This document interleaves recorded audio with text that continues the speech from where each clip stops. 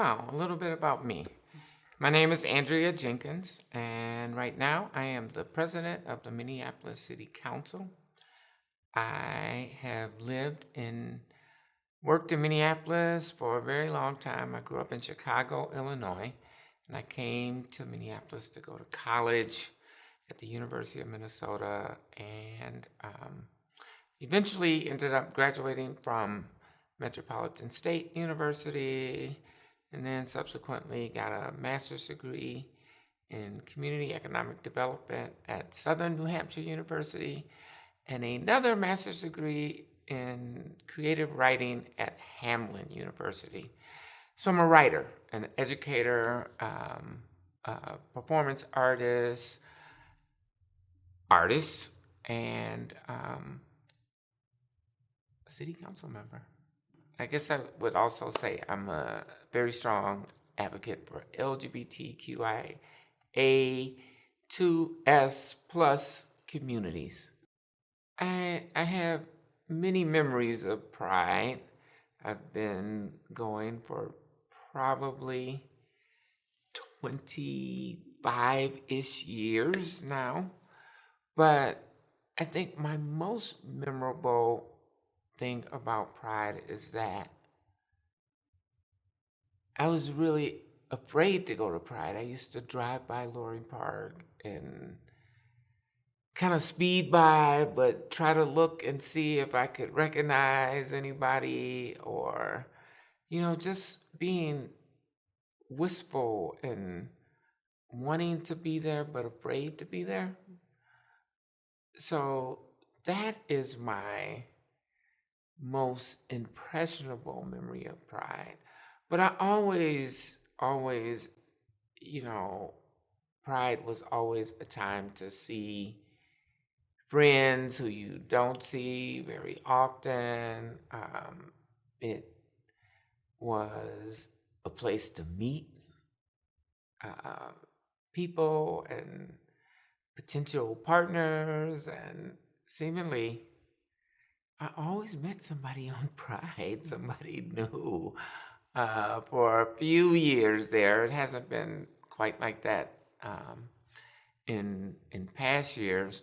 But I remember the first year of the Power of the People stage, feeling like finally there's a place for me at Pride. I had been going to Pride for quite a while prior to that. I had come out as a trans person, but that was probably the first time I really felt like I can be me at Pride. The Power of the People stage was really a place to hold space for Black and brown, queer and trans identified folks who didn't really see themselves in the broader context of Pride. Pride has historically and continues to be a pretty white space,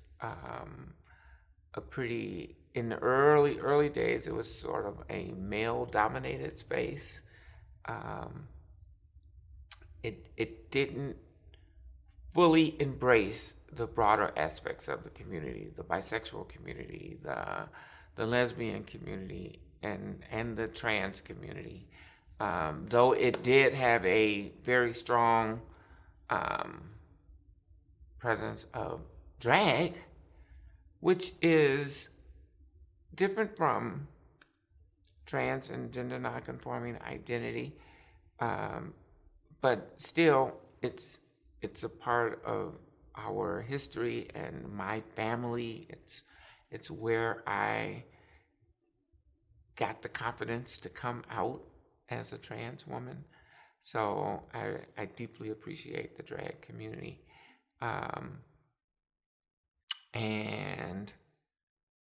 But that Power to the People stage was a place where people could go and be. So to be clear, I wasn't around for the first Pride, but I have, I study history. I'm a historian, an oral historian, so but I think the first Pride came about um, maybe in um, 1971 or two. But, a trans woman, Ashley Rooks, was one of the initial organizers. It was a small sort of parade around downtown, and then sort of like a family picnic kind of thing in Loring Park. Um, and then it sort of grew from there. And I mean, people did have signs, and they were marching. This was on the heels of Stonewall. And, it was it was more political than the sort of celebration atmosphere that we see at Pride now.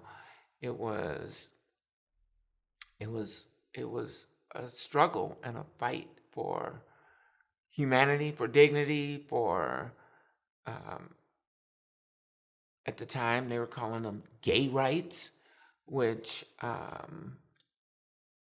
would eventually include lesbian, bisexual, years later trans. I mean, so yeah, that was the origins, I believe.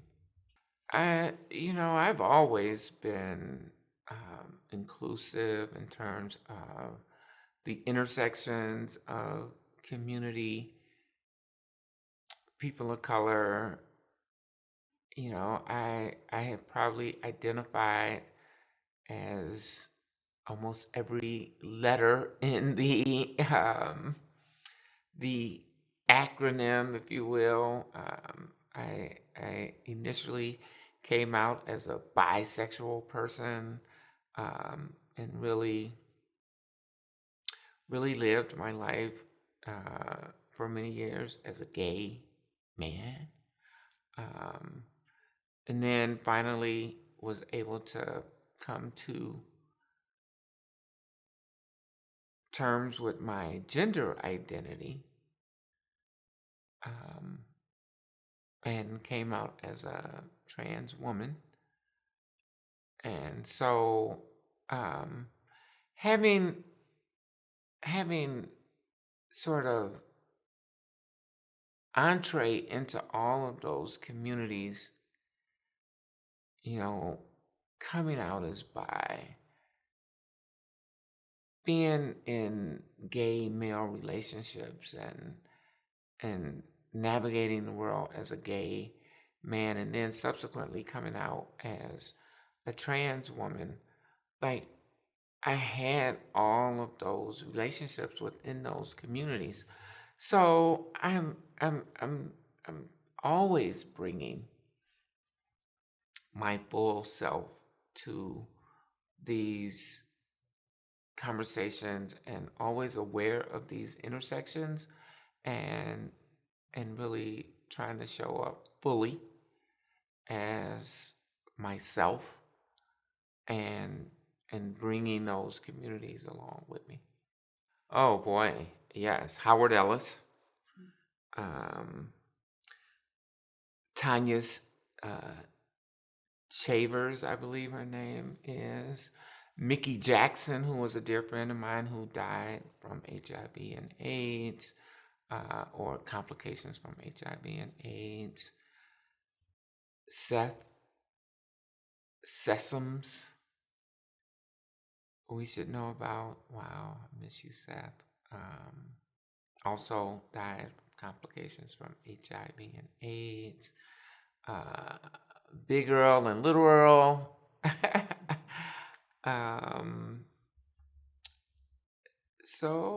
So many amazing community members. This is a very active LGBT community. And even though our POC community hasn't always been strong in terms of being able to continuously maintain organizations, but we've always been there. I think people need to know and recognize Dennis Anderson, who has been just doing incredible work throughout the years and is now the founder and director of Twin Cities Black Pride. We need to know about Michelle Anderson, who was really just quietly in the background, living her life as a lesbian woman, raising children and kind of just mothering and nurturing the community. Yeah, there are many figures that we need to go back into the history books and look up. I would be remiss if I didn't mention my girl CC McDonald, and I know people know her name, but we really need to